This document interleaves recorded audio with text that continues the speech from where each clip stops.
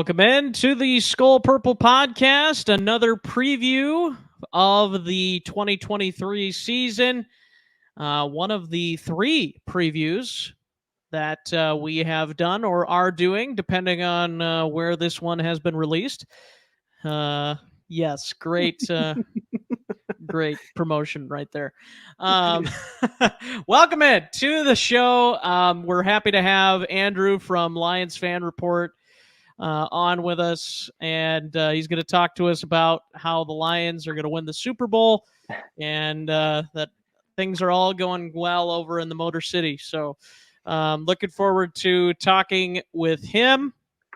Also, forgot to mention this on one of our shows, but make sure to join us during the Week 1 post-game show, the Fan Express line, 15 minutes after the Bucs game. We'll talk about it right here on the Skol Purple Podcast YouTube channel for you audio listeners. That's right on our YouTube platform. So go ahead and subscribe if you haven't already, and join us ahead of time. Don't wait for the audio to drop on Monday. Come and join us. Vent your feelings. Express your feelings on whatever happens on September 10th that day. So looking forward to that. And Andrew, welcome back to the show, man. We're glad to have you with us. Yeah, thanks for having me on. And I think you recapped it perfectly there. Lions Super Bowl. Yeah, that's right. Well, if there is one other team that I would like to see get their first Super Bowl, the Lions probably would be on that list. Yeah, I know it's just as painful for the Vikings fans over there. If not more so. I don't know. You probably were so entwined with the mediocrity that it was probably just like second nature at that point, right? Yeah, I honestly became numb to it at that point. But this is a new year, optimism, all-time high. So I gotta shift the way I think for once. Yeah, absolutely. Absolutely. Well, looking forward to talking with you. Let's start here.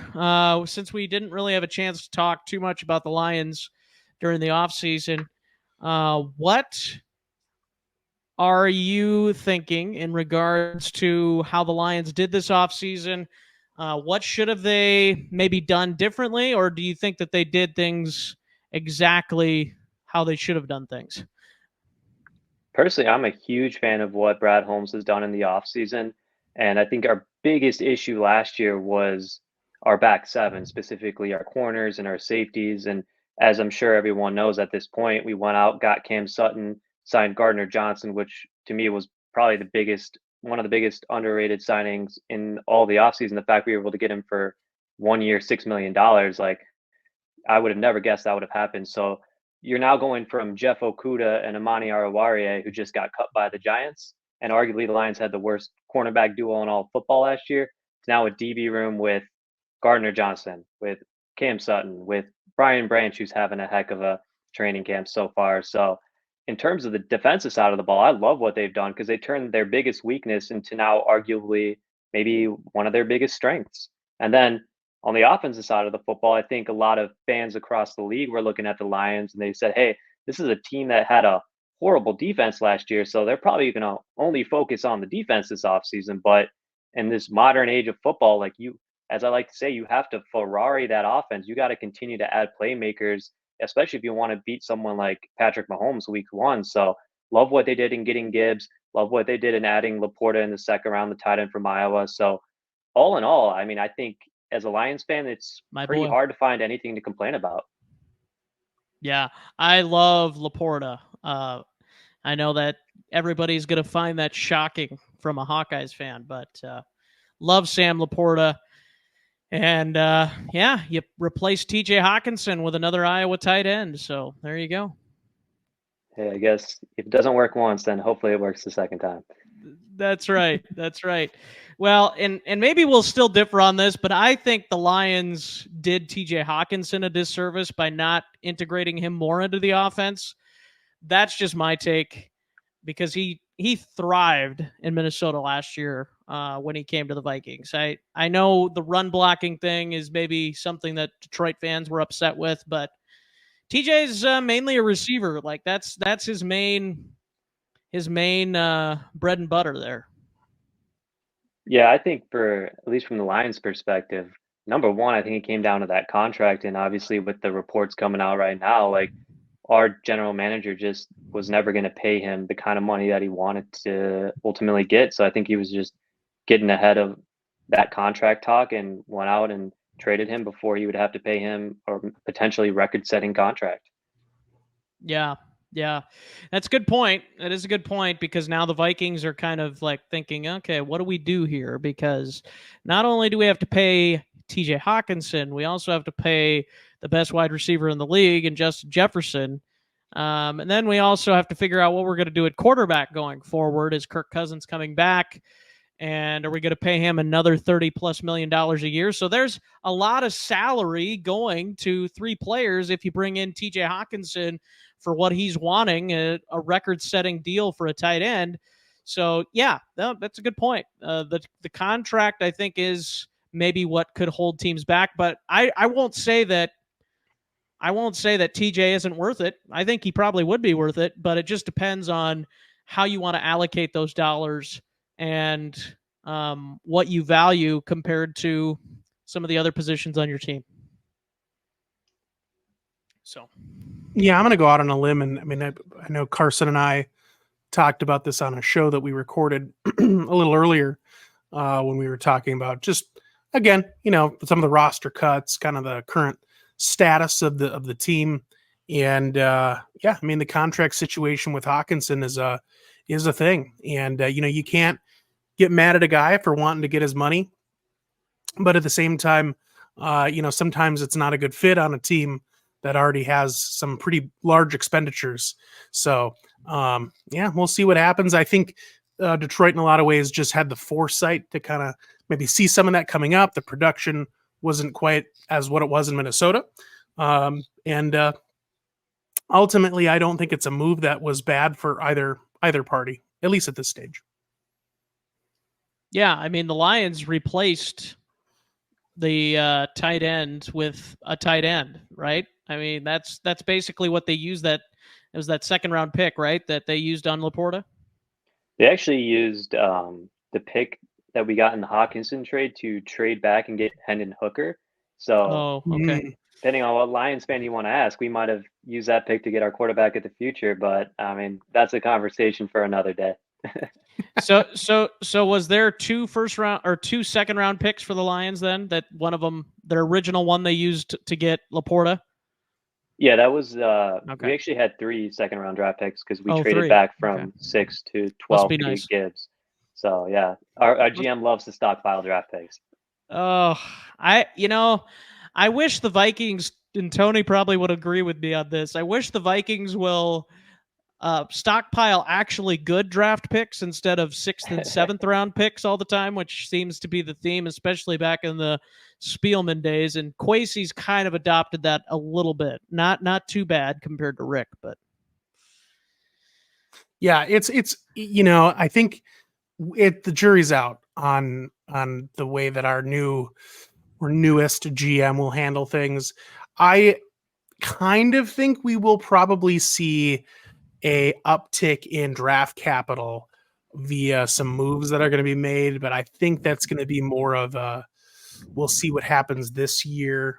Again, I do think that this team, and of course we're going to talk about record predictions and all these things, but the Vikings are in an interesting spot because they really need to figure out if they want to remain competitive, what does that look like? And if they're not going to remain competitive, then you have to start looking at what assets do you have and how do you sell your assets while they're the most valuable to essentially build for the future and do that as efficiently as possible. And, that includes a guy like Hawkinson. We actually talked a little earlier, or I'm not even going to put this on Carson. I floated the idea that, there is a contract situation there right now. And, if the season doesn't start out real strong, I could see them potentially exploring options because you're going to want to get something from that asset. And the other, of course, uber controversial take that I've thrown out there, same can be said at the very end of the season. We got a quarterback situation. We also just so happen to have the best receiver in football. I bet a lot of teams would pay up a lot of draft capital for that receiver, and that probably buys us capital for a shiny new toy at the top of next year's draft, maybe some capital going forward. So it's just going to be very interesting to see what happens. Yep. Well, Andrew, let's dive into the state of the Lions, and let's focus on the offensive side of the ball first. My favorite side of the ball. I do like defense, but I'm more of an offensive guy. I got to be honest. So, what are your thoughts on the Lions' offense? Obviously, you bring back Jared Goff again at quarterback. Like him, love him, or hate him, I guess. I think he's done a lot to improve over the last year. But just your overall thoughts on the offense. I know you kind of talked a little bit about it with some of the weapons that they acquired in the offseason with Sam Laporta, different people. But what is your overall takeaway from what you've heard in training camp, maybe what you've seen, and just your overall synopsis, if you will, of the Lions offense at this moment? Yeah, I'm extremely bullish on the Lions offense, and obviously they finished top 5 in scoring last year. I think this year that's going to be repeated again. And I've said this on record quite a few times to Lions fans. It's like, if you look at this offseason, every move that our general manager Brad Holmes made was to build around Jared Goff and play to his strengths. So, for example, you look at Sam Laporta. This is one of the most athletic tight ends coming out of the draft class. Had one of the best 3-cone times. He's extremely elite at being able to pull away from those linebackers. And in a play action based offense with Jared Goff, you need that tight end who can run those crossing routes and get that yak yardage. And then on top of that, I understand, Jared Goff had those 2 down years in LA, but his best years was when he had an elite running back in Todd Gurley. And I think a lot of people forget just how important Todd Gurley was to that Rams offense in the passing game as well. So now when you're looking at the Lions offense, you just gave Jared Goff 2 weapons that play to his strengths. So if you can have a top 5 scoring offense last year, and now everyone's coming into year 2 in the same scheme, Ben Johnson's returning, and now you add 2 legitimate playmakers in Laporta and Gibbs, there's absolutely no reason why I would think the Lions offense would regress. And so as a Lions fan, I think this is going to continue to be the strength of the team moving forward. And I think Jared Goff's job just got even easier with all the weapons they've added. So I'm projecting a top 5 scoring offense once again. I have a quick question for you. So this is something I said this offseason. After, obviously teams are making moves, you've got free agency that opens up, right? As an outsider, if I were a Lions fan, I'll say that. Maybe so. Speaking as an outsider, but I'm saying if I were a Lions fan. One move that was a little curious to me, not necessarily from a talent standpoint, but one that reminded me of a team that's dear to my heart. That's not a Vikings team. I was surprised to see the Jameson Williams move.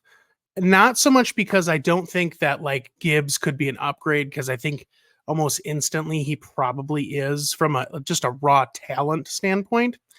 But I'm a big Timberwolves fan, and I don't know if you're a basketball fan, if you follow the NBA much. But I was really excited about the Timberwolves heading into this last season.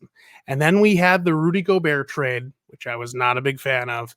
But one of the biggest pieces of that trade that bothered me was we got rid of Patrick Beverley. Not the most talented guy on the team, not necessarily the guy that you're going to go to, it's the final minutes of the game. He's not the superstar or even one of the superstars, but he was kind of the heart and soul of that team. Right. He was the motivator. And I kind of felt like Williams was a little bit of that for you guys on offense. So losing that piece, is there any concern of that with you, maybe heading into the season? And I know that's kind of a nuancy take, but what are your thoughts there? No, I mean, I absolutely agree. He quite literally was the heart and soul for the last 2 years, especially a team that was going through, you know, a ton of transition after Matt Patricia. So what he was able to do from like a leadership aspect for this team absolutely meant everything. And Dan Campbell came out and has said numerous times, like he truly appreciates all that Jamal Williams was able to do, not only on the Jamal. field, but Okay, I was yeah, very confused there for a second. Jamal Williams, you're Jamal talking Williams. about Tony. Yeah, sorry. Not Yeah, Jamal Jameson. Williams. Oh no, Jameson no, Williams, also a Lion. yeah, Yeah, that's another sorry. story. But Yeah, that's another story. I think too, I think some the Lions have a ton of leaders in that locker room, and I think some of it was amplified by Hard Knocks, right? Like Jamal Williams kind of turned into that social media star. The Detroit Lions TikTok put him on TikTok, put him on all the socials. Obviously, his speech on Hard Knocks went viral. So I think from the outside looking in, it looks like Jamal Williams is maybe like the biggest leader, the only leader on the Lions team. But in reality, it's like, no, they have like 5, 6, 7, 8 other guys that are just as big of a leader as Jamal Williams is. It's just you're not seeing it displayed out on social or out on in front of the media. So It's maybe I'm not as not that vocal. concerned about it, to be honest. I think we've got the culture established already, and there's so many other guys outside of Jamal Williams that bring that leadership aspect that I'm not concerned. Yeah. Yeah. And I think just to expand on that a little bit, I don't disagree with you. And I think that sometimes the media will, again, they need their storylines, they need the clicks. Everybody likes a good narrative, right? And not to say that it wasn't real, just to say that sometimes it can be a bit overblown. I think the one thing that the Lions as an organization and as a ball club, and I know I'm not telling you anything new, is going to have to overcome is the same thing that, and you're not going to like what I have to say here, but it's going to be the same thing that a team like the Browns never seem to be able to overcome, because they've had some elite rosters coming into seasons where everybody's like, this is it. This is the year that I don't know how they could be bad, and then for some reason, things just don't seem to go well. And I think part of it is there's a psyche where it's like, we got to get this monkey off our back that we're not a winning franchise.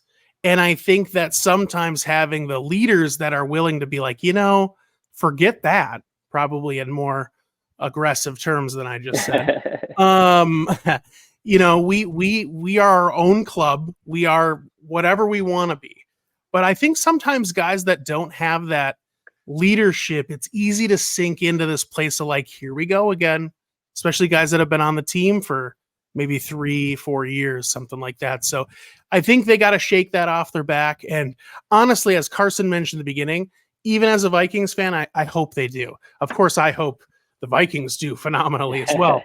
But I do. I will always have a soft spot for the Lions because we've experienced so much heartbreak. We certainly look across the division and we kind of see you guys as maybe not our brothers, but maybe our cousins, where we're like, yeah, if the Vikings aren't going to do well, I have no problem rooting for the Lions. If they get in the playoffs, I can. I'm probably not putting on a jersey, but I don't feel bad rooting for the Lions. Thank goodness. Yeah. With the Packers, no. I hope the Packers lose every game every season. There's a different feeling there. Oh, I'm with you there. I mean, when it comes to Vikings I think fans, the entire NFC North is there. As long as I'm not rooting for the Bears, I'm not rooting for the Packers. But Vikings, yeah, I feel the same way. Yeah. All right. Yeah. Well, and you love Kirk Cousins, so that kind of adds fuel to the fire there. That's true. Go green, Sparty. That's right. That's right. All right. Well, I think we've exhausted quite a bit on the Lions offense. I guess the last thing I'll say is, or the last question I'll pose to you here on the Lions offense, do they have enough weapons? Speaking of the other Williams, Jameson Williams, he's out for how many games again is it? He's out the first 6 games. First 6 games? Yep. So he's out the first 6 games. They did bring in another receiver, didn't they? They brought in somebody. Marvin Jones. Yeah, Marvin Jones. But what is he going to be like? Is he going to be a shell of himself? I know you got I know you got Laporta coming in here, but are you at all worried that the Lions don't have enough weapons for Jared Goff on offense?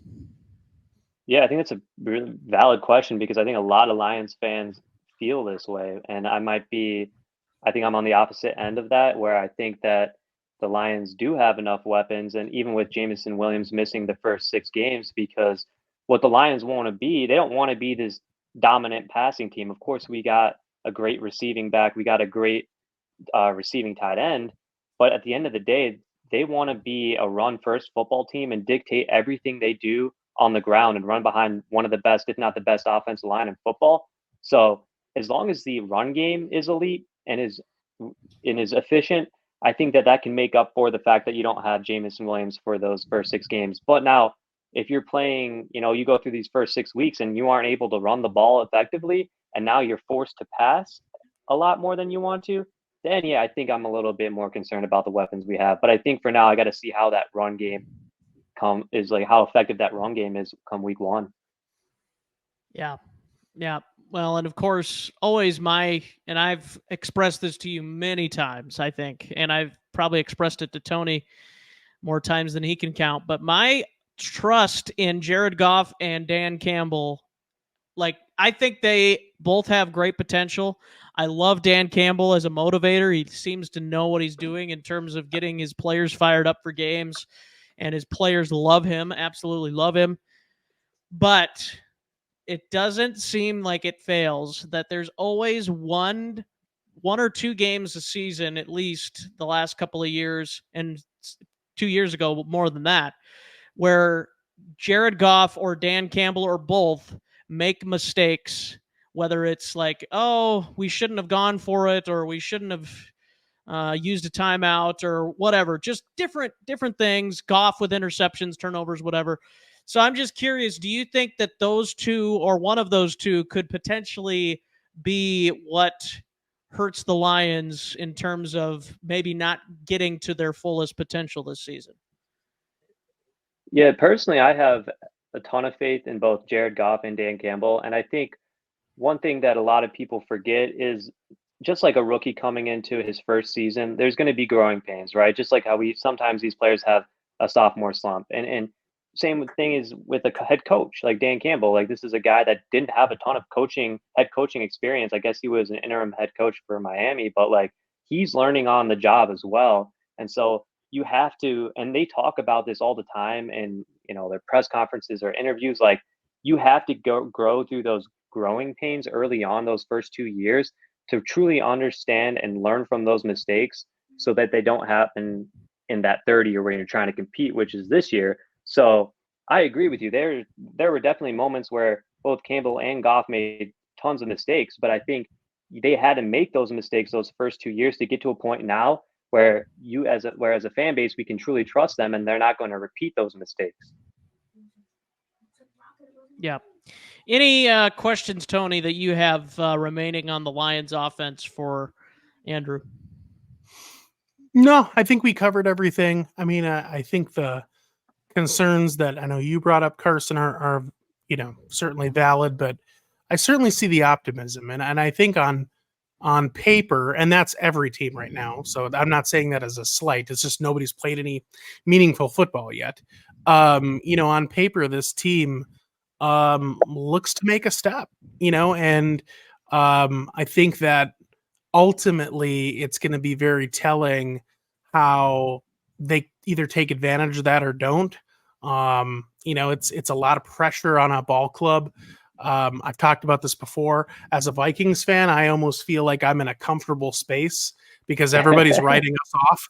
Everybody's like, yeah, they're going to be it. So, I mean, I saw somebody today put out a tweet or an X or whatever they call them now that had the Vikings coming in 4th in the division. So whatever. I mean, this is where I'm in my, I'm comfortable here as a fan.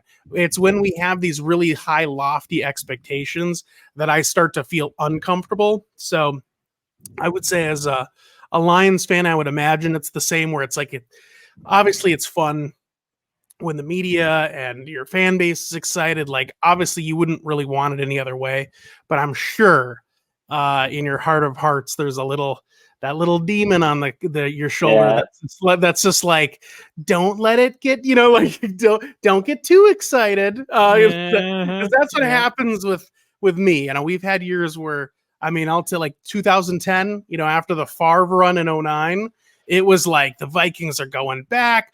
It was basically the same team, right? And then 2010 was a disaster, so, you just, I hope the best for you guys, but I definitely understand the excitement, but also that little bit of pressure, I'm sure, is a little anxiety inducing. Oh, yeah. And Dan Campbell and Jared Goff have come out, and a lot of our players have come out, and they've said, like, numerous times, like, to the media, like, we haven't done anything yet. At the end of the day, we didn't make the playoffs last year. We didn't win the division. Like, we still need to prove that we're the team everyone thinks we are. So it's nice to know that at least our head coach and our players have that mindset that they haven't proven anything. But obviously, as a Lions fan, when you see all this like hype content online or on TV every single day, you just can't help but think like Lions Super Bowl. Yeah. I'd love to see. That is a very good thing, though. You've got to be encouraged that your coach and your quarterback are saying those things, because that means they know it takes the actual work to pull it off. Like, you can't just, like the old saying, I don't know, I've probably used it on this show before, but hard work beats talent when talent doesn't work hard. And we've seen that in the NFL. And, sometimes teams get lucky and all that. Vikings 11-0 in one-score games. We could debate that. But, there is a level to, like so many other teams that in the past have built, this roster on paper looks so good. You go back to the Philadelphia years when they had Nnamdi Asomugha they bought in. They brought in Michael Vick, and Michael Vick was going to lead them to the promised land. And they had built this old people home, almost like a nursing home of really good NFL players that were good like 3, 4, or 5 years ago. And it's like, well, they didn't perform. The Vikings beat them on a Tuesday night football game. And that was quite the game, by the way. Joe Webb started that game, I think, Tony, if you remember that one. Oh, I remember. So, and there's other examples, too, where teams, they have this pressure. They have this high hopes. You've got the talent, but whether it's just they're too hung up on how good they are, or they don't put in the hard work, or maybe they just don't mesh together. Like, that's something too. Do they mesh together in the locker room? That's something that we don't talk about enough, I don't think, with teams just in general, not just the Lions. But so yeah, that's where, you got to be a little cautious. And I think that's why it's a good thing that Campbell and Goff are doing that and saying, hey, let's go earn this thing every single week. You go 1-0, like the old cliche. We go 1-0 every week. That's our goal. We don't want to get too high and mighty. We don't want to be too excited going forward. But sometimes, like you said, with social media, it's kind of hard not to. So it's probably why the players, or at least some of them, try to stay off social media, because it's like, well, if you're on there, you could get really high or really low opinions of yourself real quick. Yeah, just ask Jameson Williams. Boy, media dragged him for his. He liked a Lamar Jackson post, and the media just wrote headline after headline that Jameson Williams hates Jared Goff because he liked a photo of Lamar Jackson, which is it's ridiculous. Oh, yep. Diva wide receiver. Here we go. He hasn't even done anything, and he's already a diva. Here we go. Yeah. There you go. All right. Well, moving on to the state of the Lions defense. I think this is the area of probably most of your concern. It was kind of the same way with the Bears when we talked with Kevin Lapka. The Bears defense was a concern, and I think the Lions defense is better than the Bears defense. So let me just say that. But I think that there still has to be some sort of a concern in terms of, are they going to mesh? Like, is this defense going to mesh? Because they have a lot of names. They did bring in a lot of names on defense this offseason, and a lot of those guys I do like. But my biggest question is, will they mesh on game day? what are your overall thoughts on the state of the defense? What are some of the big acquisitions that you're happy about? All that good stuff. Yeah, so I think when it comes to the defense, I think a lot of Lions fans are very optimistic about this defense. And personally, I think I'm a little bit more pessimistic when it comes to the defense than most Lions fans are. And I know they're not going to like it when I say that. But I think you made a good point, Carson. I mean, at the end of the day, you do have a lot of new faces on that back end of the defense. And that was something that this team struggled with last year, which was communication on the back end. And it got better as the season went on. But I guess you're hoping as a Lions fan and as a coaching staff, like, well, Gardner Johnson's been in the league for whatever it is now, 6 years, and Cam Sutton's coming into year 7, and Jerry Jacobs, our number 2 cornerbacks, coming into year 3. So I think they're hoping like we got veterans on this team now, so they should not have communication issues early on because they've been in the league for so long. But to your point, it's like that at least is a good idea, right? But I gotta wait and see it actually unfold onto the field at the end of the day. So definitely, I think having a lot of new moving pieces, I think there could be a little bit of struggles here and there to start the season. But I think, come week 4, week 5, I think they'll be firing on all cylinders. Tony, any thoughts?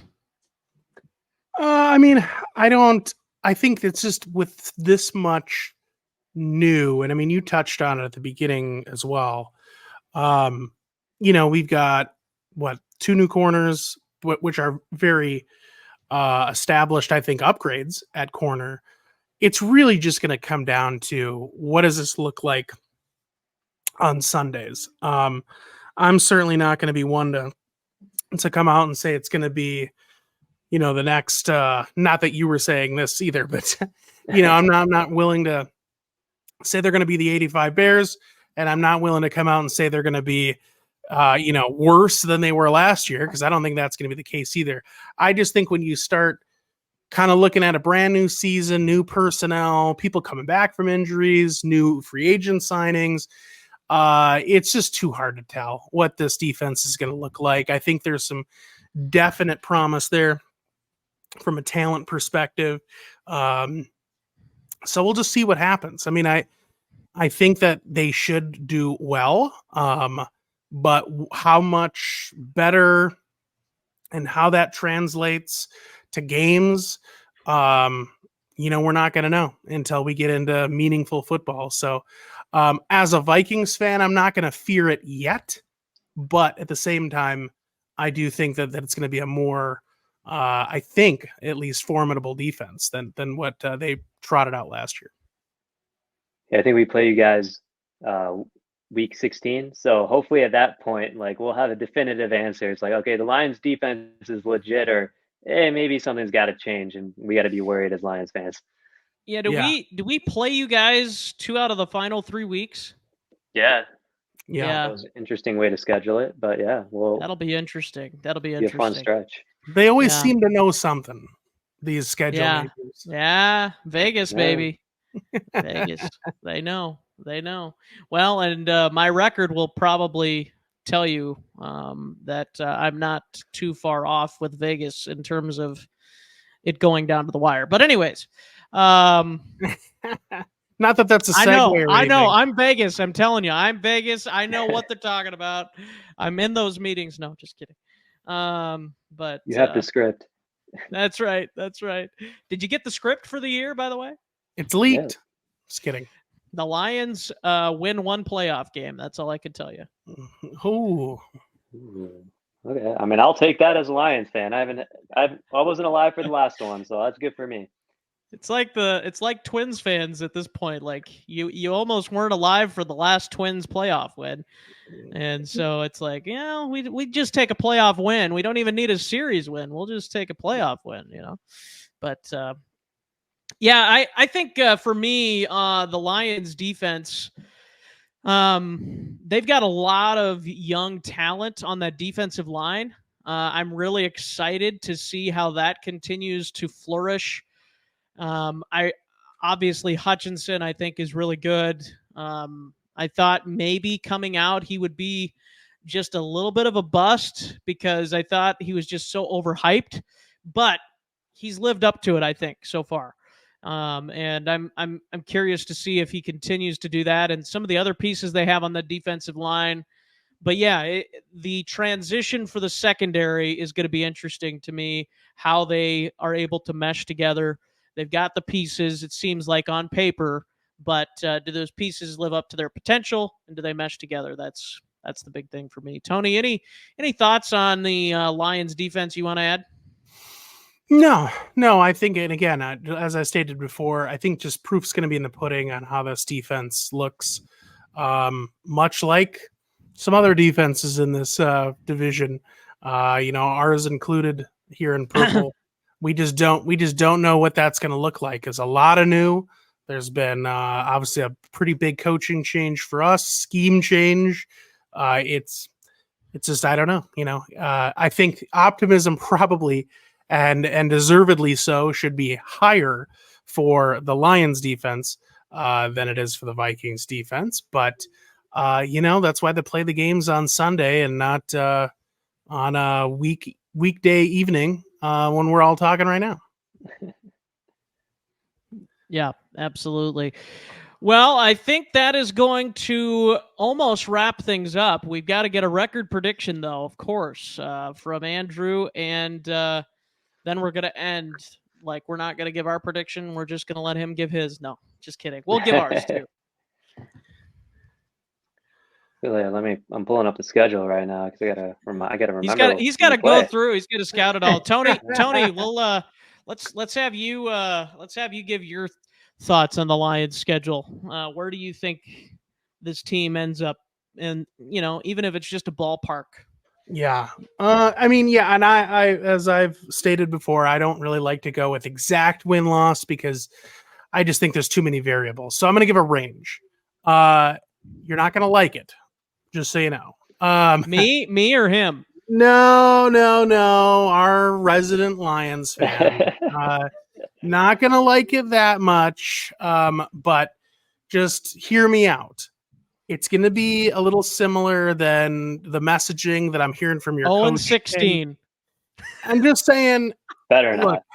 I need to see it first. It's just, and I only say that because the track record, I don't think anybody can deny, hasn't been great. So it's just, we need to see it before I'm ready to crown them the new leader of this division. So for me, I've got them in a win range of somewhere between 7 to 10 wins. And that doesn't mean that I'm going to be surprised if they win 7 or they win 10. It just means that's a comfortable zone for me on wins there for that team. I feel like if everything goes right, then they could be at 10, 11 wins. I think this division probably gets taken by anyone that can get to 11 wins. That's my opinion. I think, 7 to 10 wins. And it's, and it's not that, again, I don't believe in them. It's just until they prove to me that they're not going to be the same franchise that we've seen a lot of struggling franchises where they get a lot of hype and they get a lot of talent. And then for whatever reason, things just don't work. And until they break that cycle, I just don't have enough for me to, again, crown them at 10 or 11 wins. Could they get there? 1,000%. On paper, they should be there. And I think anything less than that should feel like a disappointment of a season for this team, because I think they have all the pieces. So in a lot of ways, I hope that doesn't happen. But if I was a betting man, I would probably put a range 7 to 10. I think that's fair, but better not tell some Lions fans that, because I know that some Lions fans are super optimistic and they can't even fathom 7 wins, and then they aren't going to like that. So, but I think your argument is, or your stance is valid. I mean, at the end of the day, like, seeing is believing. Yeah. And like I said, seven means things have gone pretty poorly, but again. Yeah, that would be, to me, that would be like going 0-16, like for the Lions. Like I think that would be a disaster, like for the Lions. Like obviously record wise, 7 wins, but like with the expectations that they have, to me, that would be almost as bad as going 0-16, and actually worse if you want to look at it in terms of draft, because then you're not picking at the top of the draft. You're picking, oh, wait a minute, where the Vikings usually pick in the middle of the pack, and you're having to fight for the best pick, and you don't get the quarterback that you want. Hence being a Vikings fan. But anyway, welcome to the doldrums of mediocrity, right? That's right. Welcome to the Dunderdome, not Thunderdome, Dunderdome. Yeah, there you go. So, Andrew, have you been able to formulate your record prediction? Yeah, and so for me, I think the floor for the Lions is 9 wins, which is how many wins they had last year. And the reason I think that their floor can't be is 9 wins is because they did that last year with all these unproven rookies, with the worst defense in NFL history through the first 6 games, with an injury to a key player on the offensive line, without an elite running back like Jahmyr Gibbs. With they traded T.J. Hawkinson midway through the season. So for me, it's like, if that roster last year can win 9 games, and you add all these new pieces, there is no reason why they should lose anything less than 9 games. So in terms of my prediction, and I actually think that the Lions are going to come out week 1 and beat Kansas City. And that's not just me being a Kool-Aid Lions fan, like everything's up. I'm super optimistic. I just think that when you look at Kansas City, it looks like Chris Jones isn't going to play. Their other top pass rusher, Omenahu, is suspended. L'Jarius Sneed is dealing with knee arthritis, might not be available as well. And it's week 1. Anything can happen on a given, I guess, Thursday in this case. And with the Lions' new pieces on offense, there's no game film on them. Like, as a defensive coordinator, how do you game plan for Sam Laporta? How do you game plan for Jahmyr Gibbs? It's just going to be one of those games where just a lot of crazy stuff happens. And so I actually think they shocked the world and beat the Kansas City Chiefs.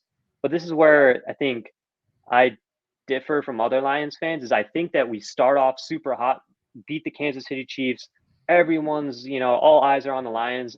And then Super Bowl, let's go. But then I think come week 2 against the Seahawks, that's a team I'm more afraid of than the Kansas City Chiefs. So I actually got the Lions losing the following week to the Seahawks, as well as losing at Green Bay. So I actually think they're going to start 2-2 to start the season, and which kind of lines up with what's happened the first 2 years, where we start slower and finish hot. And I think that trend will continue, not to the extent that we saw the first 2 years, but I still think that there are going to be some losses earlier on versus the Lions just starting 4-0, starting 5-1, starting 4-1. So I guess for my final roster or schedule prediction in terms of win-loss, I think I'm going to go with the floor of 9 wins. So a 9-8 record would be worst case scenario. And I think if I were a betting man, I would probably say 12 wins. Wow. 11 to 12 wins. Let me 12 wins. We'll go 12 wins. 12-5. Going best 12. case scenario. Go big or go home, right? Yeah. Yeah. No, in like 4 months from now, when we post this back on Twitter, we'll make sure to at you, and you'll either be very correct, or we'll have to have a talk. No, but here we go. Here's what's gonna happen. No, I'm just kidding. Maybe. You said you have the script, so. Yeah, that's right. I do. So this is what's gonna happen. So I have the Lions going 11-6, and I think 12 is the absolute max for them. So I think your 12 wins, like that is literally everything going right. Mm-hmm. And I think 11 wins, still a lot goes right, but I think they beat up some of the rest of the NFC North. I think they'll at least win. Let's see. So you get they'll probably sweep Green Bay. They'll probably at least split with both the Vikings and the Bears, at least, if not sweep the Bears, and who knows, maybe the Vikings too. I would like to remind you, we did go 5-1 So last year, so we got a good track yeah, record. yeah. So there you go. So yeah, I would say you're at least looking at 4 wins, probably, or 3 at minimum 3, if not 4 wins in the division. So it's that's 4 wins right there, and then yeah, I think they've got a good shot to get to 11 after that. Um, and then shockingly, I know this is a Vikings show. I can't say this, but the Vikings 10-7. I have them finishing just below the Lions. So there you go. There's the 1 game difference at the end of the season. 11-6, 10-7, just like the Vegas odds makers would have loved to hear. So there you go. There's what the script is. And Are you then saying it comes down to week 18 then? well, it could be, or it could be the Vikings. Well, yeah, I'm guessing it will, because if I have them at 11-6, unless they wrap it up before then and the Vikings finish a game back in that game, Yeah. I don't know how that would work. I'd have to think about that, I guess, but it could very well come down to that, because why not? It could. Because Yeah, why and to not? be- That's Vikings fans are used to it, right, Tony? That's right. I mean, to be clear, my range for the Vikings isn't that dissimilar. I mean, I would say for the Vikings, I'm looking at probably, instead of the range of 7-10 I put on the Lions, I got the Vikings with a range of about 8-11. So again, I'm thinking that ceiling, except for the Vikings, I would say ceiling for this team, in my opinion, is probably 11 for the Vikings. I don't think they should do any worse than 8 wins, though. This team just has too much talent on the offensive side of the ball, and the defense it can't be any worse. I mean, they were basically dead last year. It's, and in some ways, almost a similar story than the Lions. You know, they score a ton of points. The problem is they just couldn't stop anybody. Exactly. So, you know, and I think both of these ball clubs didn't get any worse. I mean, I know everybody's of the Dalvin thing, but we were not that great of a rushing team last year. So that was not what this offense did well. Both teams, I think, didn't do anything to make themselves worse offensively, and I think they're both trying to improve defensively. So I do think it's going to be a dogfight down to the end with both of these teams. I think they're going to be in the mix. I think the Bears are probably going to be behind the Bears and the Vikings and the Lions, but I don't think they're going to be crazy far behind. I think that they, may end up somewhere in the 6 to 8 win mark. I wouldn't be surprised. Green Bay, I know everybody's trying to hype them up, but just for consistency reasons, I have basically said I would be pretty surprised if they win more than 6 games. I think they're going to be, I think they're going to struggle. I mean, unless Jordan Love really is the next great thing, personally, I think Green Bay is probably looking at this next season and going, if we crash and burn, we'll just find the next Hall of Fame quarterback at the top of the next draft. Yeah, we don't want them to crash and burn too much. That's what I mean. I think it's all part of the plan, in my opinion, but that's just me. Yeah. Yeah. Well, I will say one more thing to you, Andrew. I actually am not in disagreement on the week 1 game against Kansas City. I'm thinking people are starting to overlook this game a little bit. Like, it is week 1. Like, crazy things have happened in week 1 that don't seem to maybe happen normally. And, not saying that they couldn't beat the Chiefs normally, but like you said, not seeing the new offense or the offensive weapons, some of those key injuries for the Chiefs. Chris Jones is a huge difference maker on that defense. Like, it is night and day what he does on that defense to make that defense better. So I will say this. If the Lions are going to beat the Chiefs, it's going to be a 24 points or less of a game. Like, both teams are going to score 24 or under. If it gets to be a shootout, I'm taking the Chiefs. So that's what I'll say. But yeah, I'll save my first official prediction. But yeah, and this is one thing I'm just going to add to that, and this just goes back to my earlier statement. about expectations. And the thing that, again, safe space for me as a Vikings fan, and what in years past has given me the fan anxiety, and this is a true thing, like teams know, like they know who's getting hyped up. They know who is getting propped up as like, oh, this team's going to be the next great, squad that's on the rise. Let me tell you, these teams that are already at the top, they don't want to hear it. So the problem is, I think for the Lions is now they have to move from this team that was like under the radar, ooh, we're surprising everybody, to now the expectation is that like, oh no, they're going to be good, because a team like the Chiefs is going to come in there and go, really? Okay.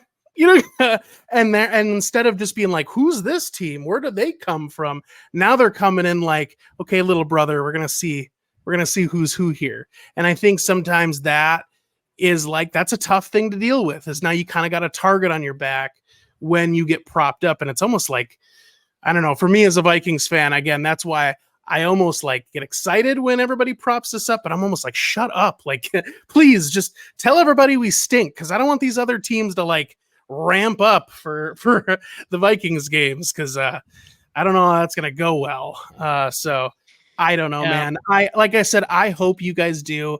I hope you shock the world. I'm in a lot of ways, again, for me, of course, I have my squad. I will always be Vikings fan first and foremost. But, if you guys have a lot of success, you're not going to find me hating. I mean, I think out of almost all the franchises, I don't know how you could I don't know how you could hate the Lions. Like, it's a weird thing. You probably, I don't know. There's something wrong with you if you hate the Lions, in my opinion. Well, if you want to hop on the Lions bandwagon, we got room. So before week 1 starts, so yeah, I could be an honorary guest. I could be honorary guest. Yeah, there you go.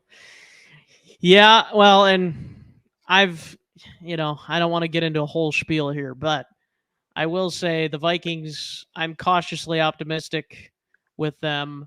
I think 10 wins is actually probably their ceiling. Now, granted, I said that last year, but I wasn't expecting 11 comeback wins. So, or 11 one-score wins, sorry.